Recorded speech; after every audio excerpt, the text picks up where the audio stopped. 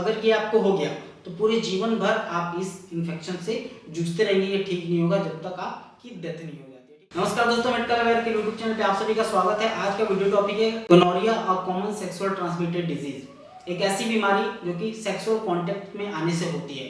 दोस्तों, अगर sexual transmitted disease की बात की जाए तो बहुत से अधिकतर केसेस में ये देखा गया है कि वजाइनल इंटरकोर्स से ही जो है आप इन्फेक्टेड हो सकते हैं। लेकिन गोनोरिया एक ऐसी बीमारी है जिसमें आप वजाइनल इंटरकोर्स कर रहे हो, एनल कर रहे हो या फिर ओरल, इन तीनों में जो है आपको इन्फेक्टेड होने का खतरा होता है। इस इन्फेक्शन को, गोनोरिया को, हम इसके एग्जांपल से, यानी बॉडी के कौन कौन से पार्ट्स किस तरीके से इन्फेक्टेड होते हैं। सेकेंड में हमारा ट्रांसमिशन, ये फैलता किस तरीके से है। थर्ड हमारा सिम्टम्स, अगर यह इन्फेक्शन आपको हुआ है तो उसमें बॉडी आपको सिम्टम क्या शो करेगी, किस तरीके से आप पता लगा कि हाँ इससे आप इन्फेक्टेड हो चुके हैं। इसके कॉम्प्लिकेशंस क्या हैं, अगर लंबे समय तक आप इसका मेडिकेशन नहीं ले रहे हैं तो आप किस तरीके से इसमें कॉम्प्लिकेशन यानी प्रॉब्लम कैसे इसमें और क्रिएट हो सकता है। डायग्नोसिस, अगर आप किसी मेडिकल प्रिस्क्राइबर के पास जा रहे हैं, अपने डॉक्टर के पास, तो आप आपको कौन कौन से टेस्ट देखने को मिल सकते हैं। उसके बाद है हमारा ट्रीटमेंट, किस तरीके से आप इसके जो मेडिकेशन है वो लेंगे, इसका ट्रीटमेंट किस तरीके से कराएंगे।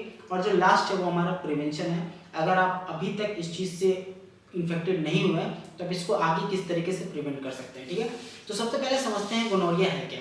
तो gonorrhoea also known as the clap, इसे हम CLAP यानी क्लैप के नाम से भी इसे हम जानते हैं। ये एक wide spread sexual transmitted disease है, यानी फैलने वाली, पर्सन टू पर्सन फैलने वाली एक बीमारी है।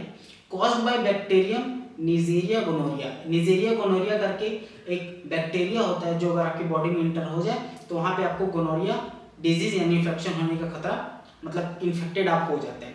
This bacterium thrives in the warm moist mucus membrane, यानी बॉडी का जो मॉइस्चर वाला इलाका है, जो एरिया थोड़ा गर्म है, थोड़ा वार्म है, वहाँ पे ये आपको बॉडी में देखने को मिलेगा। ठीक है, इसके एग्जाम्पल क्या है, ये कहाँ कहाँ इन्फेक्टेड हो सकता है आपका बॉडी। ठीक है, तो सबसे पहला जो एग्जाम्पल की अगर हम बात करें तो यूरेथ्रा, जो ट्यूब होती है हमारी, यूरिन जहाँ से पास होता है मेल और फीमेल दोनों में, वहाँ पे ये बैक्टीरिया स्टे करता है। दूसरा है सर्विक्स, जो वोम्ब में ओपनिंग होती है, जो गर्भाशय होता है मदर का, वहाँ पे जो वोम्ब में सर्विक्स की ओपनिंग होती है वो एरिया बहुत ज़्यादा मॉइस्ट और वार्म होता है, तो वहाँ पे भी इसका प्रेजेंस पाया गया है। थर्ड में हमारा रेक्टम है, जो जहाँ से बाथरूम का आउटलेट होता है, जो भी बॉडी का वेस्टेज है जो जहाँ से निकलता है, जो पीछे का एरिया है, वहाँ पे भी रेक्टम में भी आपको देखने को मिलेगा, मेल और फीमेल दोनों में। ठीक है, थ्रोट में, गले में अगर देखने को मिलेगा, अगर आपका गला इन्फेक्टेड है तो गले में भी मॉइस्ट और वार्म होता है एरिया, तो यहाँ पे भी प्रेजेंस जो है वो गोनोरिया का देखने को मिलता है पेशेंट्स में। सेकेंड में अगर हम बात करें ट्रांसमिशन की, तो ये फैलता किस तरीके से है। तो gonorrhoea is passed from person to person, एक इंसान से दूसरे इंसान में जाने वाला ये बीमारी है। अगर आप उससे कांटेक्ट में हैं तो ही, बाय एयर ये नहीं जाता है, अगर आप कांटेक्ट में हैं तो ही आप वहाँ पे इन्फेक्टेड हो सकते हैं, या फिर थ्रू सेक्सुअल कांटेक्ट। अगर आप, जैसा मैंने आपको बताया, अगर सेक्सुअल कांटेक्ट में आप हैं अपने पार्टनर के साथ या फिर किसी के साथ भी, जैसे वजाइनल इंटरकोर्स, वजाइना के थ्रू आप कर रहे हो, एनल इंटरकोर्स एनल के थ्रू कर रहे हो, या फिर ओरली भी आप कर रहे हैं, तो इन तीनों जगह, क्योंकि थ्रोट में भी इसका प्रेजेंस होता है, रेक्टम में भी होता है, एनल में, और वजाइना में तो होता ही होता है, तो ये तीनों जगह पे जो है आपको ये बैक्टीरिया का प्रेजेंस होता है। तो इन तीनों तरीके से अगर आप करते हैं तो आपको इन्फेक्टेड होने का 110% चांसेस वहाँ पे होता है। ठीक है, जो इसमें नोट करने वाली बात वो है sharing sex toys without proper cleaning. अगर आप सेक्स टॉय को यूज़ करते हैं और अगर आप अपने पार्टनर के साथ शेयर कर रहे हैं, प्रॉपर क्लीनिंग अगर उसकी नहीं हुई है तो उससे भी आप इन्फेक्टेड वहाँ पे हो सकते हैं। नेक्स्ट है हमारा सिम्टम्स। इसके सिम्टम्स क्या है, अगर आपकी बॉडी इन्फेक्टेड हो गई है तो आपकी बॉडी आपको क्या क्या शो करेगा कि हाँ वो बॉडी इन्फेक्टेड है, आपको पता कैसे चले। ठीक है, मेल की अगर हम बात करें तो बर्निंग सेंसेशन ड्यूरिंग यूरिनेशन, जो पेशाब करते टाइम, टॉयलेट करते टाइम आपको यूरिनेशन में जो है जलन का महसूस होगा, बर्निंग टाइप का। ठीक है, जलन का महसूस होगा मेल में। Discharge from the penis white, yellow और ग्रीन, जो भी डिस्चार्ज होता है वो जनरली देखा जाए तो व्हाइट होता है, बट अगर आप इन्फेक्टेड हैं तो येलो और ग्रीन में भी वो देखने को वहाँ पे मिल सकता है। तो अगर ऐसा आपके साथ हो रहा है तो जल्द से जल्द जो है आप डॉक्टर से कंसल्ट कीजिए इसके लिए। थर्ड है मेन में पेनफुल और स्वोलन टेस्टिकल्स, यानी जो टेस्टिस है जहाँ पे स्पर्म का फॉर्मेशन होता है वो वहाँ पे सूजा हुआ यानी फूला हुआ वहाँ पे हो सकता है और बहुत ज़्यादा पेनफुल वो एरिया होगा। ठीक है, बात करें अगर विमेन की, फीमेल में अगर बात करें तो इंक्रीज्ड वजाइनल डिस्चार्ज, जो वजाइना के थ्रू जो डिस्चार्ज होता है उसमें उसकी क्वांटिटी जो है वो बढ़ती हुई यानी इंक्रीज्ड वहाँ पे दिखेगी। दूसरा है पेन और बर्निंग ड्यूरिंग यूरिनेशन, सेम है, पेशाब करते टाइम, टॉयलेट को आउट करते टाइम, यूरिन को खाली करते टाइम आपको दर्द हो सकता है वहाँ पे, या फिर जलन टाइप का महसूस होगा। वजाइनल ब्लीडिंग बिटवीन पीरियड्स, जो पीरियड्स आपके जब चल रहे हैं तो वजाइनल ब्लीडिंग आपकी वहाँ पे बढ़ जाएगी बहुत ज़्यादा।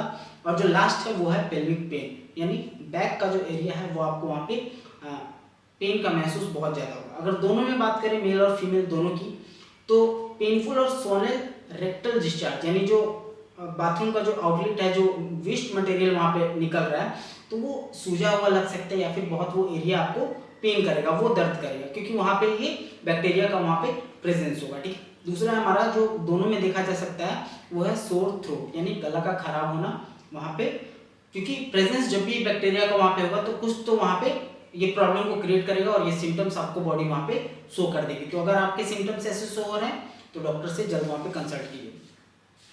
नेक्स्ट अगर हम बात करें कॉम्प्लिकेशंस की, अगर आप इसे ट्रीटमेंट सही समय पे नहीं ले रहे हैं तो कॉम्प्लिकेशंस क्या क्या हो सकता है बॉडी में। तो सबसे पहला है पेल्विक इन्फ्लेमेटरी डिजीज, पीडीआई जिसे हम कहते हैं। वहाँ पे वुमेन में अगर हम बात करें तो इनफर्टिलिटी या फिर क्रॉनिक पेल्विक पेन, बांझपन का होना, बच्चा नहीं होगा क्योंकि जो फैलोपियन ट्यूब है वो सूज चुका होता है इसमें, क्योंकि सर्विक्स की ओपनिंग में ये बैक्टीरिया वहाँ पे प्रेजेंस है उसका, तो ये जाहिर सी बात है कि उस एरिया को ये पूरा इन्फेक्ट करेगा और वहाँ पे जो एग का फॉर्मेशन है वो नहीं होगा, तो इस वजह से इनफर्टिलिटी वहाँ पे हो सकती है। और दूसरा क्रॉनिक पेल्विक पेन, यानी बैक का जो एरिया है वो बहुत ज़्यादा पेन आपको वहाँ पे महसूस होगा। दूसरा है डिसेमिनेटेड गोनोकोकल इन्फेक्शन, जिसे हम DGI भी कहते हैं। ये बहुत रेयर है बट लाइफ थ्रेटनिंग है, मतलब अगर ये आपको हो गया तो पूरे जीवन भर आप इस इन्फेक्शन से जूझते रहेंगे, ये ठीक नहीं होगा जब तक आपकी डेथ नहीं हो जाती है। ठीक है, क्योंकि इसमें होता क्या है, जो बैक्टीरिया वो आपके ब्लड स्ट्रीम में यानी खून में जो है ब्लड में चला जाता है, मिक्स हो जाता है, तो आप समझ सकते हैं जब ये ब्लड में ही चला गया, ऐसा जो सब्सटेंस जो बॉडी को रन कर रहा है वहाँ ही चला गया, तो ये लाइफ थ्रेटनिंग कंडीशन हो जाएगी। जब तक आपकी डेथ नहीं होती है तब तक ये किसी भी तरीके से ये ठीक नहीं होगा। ठीक है। और जो लास्ट स्टेज में वो है increased risk of HIV infection, यानी HIV होने का भी यहाँ पे खतरा बहुत ज़्यादा होता है। तो ये है कॉम्प्लिकेशन। तो अगर आपको सिम्टम दिख रहे हैं तो तुरंत उसका मेडिकेशन लीजिए, ऐसे चीज़ों में वेट नहीं करना चाहिए। ठीक है। अब डायग्नोसिस की अगर हम बात करें कि अगर आप किसी अपने मेडिकल प्रिस्क्राइबर के पास जा रहे हैं, डॉक्टर के पास, तो वो आपको डायग्नोसिस क्या क्या वहाँ पे देखने को मिल सकता है, कैसे कैसे आपको टेस्ट देगा। ठीक है। सबसे पहला है मेल और फीमेल दोनों में अगर देखा जाए तो यूरिन टेस्ट है, पेशाब जांच। ठीक है। उसके बाद है सर्वाइकल स्वैब, सर्विक्स का जो एरिया होता है, ये सिर्फ वुमेन के लिए है, जो सर्विक्स का एरिया होता है वहाँ पे ब्रश टाइप का जो इक्विपमेंट होता है उसको रोल किया जाता है और जो एक्सट्रैक्ट होता है उसको निकाल के उसकी प्रॉपर टेस्ट की जाती है। ठीक है। उसके बाद है रेक्टल स्वैब, मेल और फीमेल दोनों में, जो रेक्टल एरिया है, जो बैक का एरिया, वहाँ पे भी इस ब्रश को डाल के थोड़ा सा एक्सट्रैक्ट लेके उसकी जांच की जाती है। और जो लास्ट है वो है थ्रोट स्वैब, यानी गले में उसको डाल के एक्सट्रैक्ट को निकाल के उसकी जांच की जाती है। ये मेल और फीमेल दोनों में है।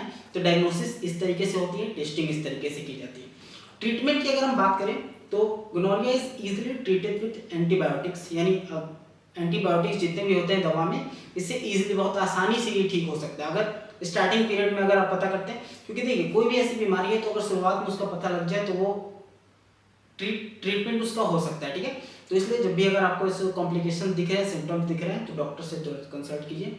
और it is important to complete the entire course. ठीक है। जो भी आपका अगर जो डॉक्टर है वो 1 मंथ का डोज या फिर 2 मंथ या फिर 3 मंथ, जितने मंथ का वो डोज वहाँ पे दे रहा है उसको कंप्लीट आप कीजिए, ताकि इसका जो रीफॉर्मेशन है, जो रीजनरेशन का, ये बैक्टीरिया का फिर से जो उत्पन्न होना, वो वहाँ पे चांसेस बहुत कम हो जाता है। ठीक है। वो उसको सप्रेस कर देता है अगर आप मेडिकेशन को पूरी तरीके से फॉलो अप करते हैं। तो लास्ट अगर हम बात करें इसके प्रिवेंशन की, ठीक है, अगर आपको ये सभी चीज़ें, ये सिम्टम्स आपको नहीं दिख रही है, पेन अगर आपको नहीं हो रहा है, ऐसा कुछ भी नहीं हो रहा है, तो प्रिवेंट कैसे कर सकते हैं आप अभी इस वीडियो को देखने के बाद, इस चीज़ से प्रिवेंट, इस चीज़ से जागरूकता कैसे पैदा कर सकते हैं अंदर में। तो सबसे पहला है एब्सटेन फ्रॉम सेक्सुअल कॉन्टेक्ट से ज़्यादा बचने की कोशिश करें। दूसरा है यूज कॉन्डम्स, यानी प्रोटेक्शन का आप वहाँ पे यूज़ कीजिए consistently and correctly during all sexual encounters, यानी बॉडी में जितने भी एनल कर रहे हो, वेजाइनल कर रहे हो, ओरल कर रहे हो, किसी भी चीज़ को आप कर रहे हो तो वहाँ पे प्रोटेक्शन को आप ज़रूर से वहाँ पे यूज़ करके ही कीजिए। उसके बाद है गेट टेस्टेड रेगुलरली, यानी हमेशा एक रूटीन में आप वीकली आप इसका जांच करा सकते हैं। STI जो सेक्सुअल ट्रांसमिटेड इन्फेक्शन का जो टेस्ट होता है इसको आप वीकली करा सकते हैं। ज़्यादा महंगा नहीं होता, बहुत सस्ते में हो जाता है, तो इसको आपको कराना वहाँ पे बहुत ज़रूरी है। और वहाँ पे अगर स्पेशली तब जब आपके मल्टीपल सेक्सुअल पार्टनर्स हैं, एक नहीं आप 2 या 3 जितने भी आप अगर है आपके मल्टीपल्स, तो वहाँ पे आपको STI का टेस्ट कराना बहुत ही ज़्यादा ज़रूरी है। और इस टॉपिक को बेहतर तरीके से समझने के एडिशनल रिसोर्सेज मैंने वहाँ पे डिस्क्रिप्शन में दिया हुआ है, जहाँ से आप इसको और टॉपिक को एक्सप्लोर कर सकते हैं। तो आई होप आज की ये video gonorrhoea common sexual transmitted disease आपको ये वीडियो पसंद आई होगी। वीडियो इन्फॉर्मेटिव लगी तो वीडियो को लाइक शेयर जरूर कीजिए, अपने दोस्तों को इसको शेयर कीजिए ताकि वो भी इस चीज़ से इसकी अवेयरनेस को ये जान सके कि हाँ ऐसी भी कुछ चीज़ें हैं जिसमें कि प्रोडक्शन को यूज़ करना और ऐसे सिम्टम्स है जिससे कि वो बच सकते हैं। अपना कमेंट्स हमें जरूर दीजिएगा, वीडियो आपको कैसी लगी, वीडियो इन्फॉर्मेटिव है या फिर अगर आपको कोई कमी लगे तो हमें सजेस्ट जरूर कीजिए। और मेडिकल अवेयर के यूट्यूब चैनल को सब्सक्राइब कर लीजिए, चाहे आप मेडिकल प्रोफेशन से बिलोंग करते हो या फिर आप जनरल नॉलेज के लिए ही ये सब चीज़ों को जानना चाहते हो या फिर कृषि प्रिपरेशन के लिए आप मेडिकल फील्ड से जुड़े हुए हो, तो चैनल को जरूर सब्सक्राइब कीजिए, क्योंकि ऐसे ही वैल्यूएबल और रिसर्च टॉपिक कंटेंट मैं यहाँ पे लेके आता रहूँगा। और मिलता हूँ आपसे इससे नेक्स्ट वीडियो में, तब तक के लिए धन्यवाद। Thanks for watching.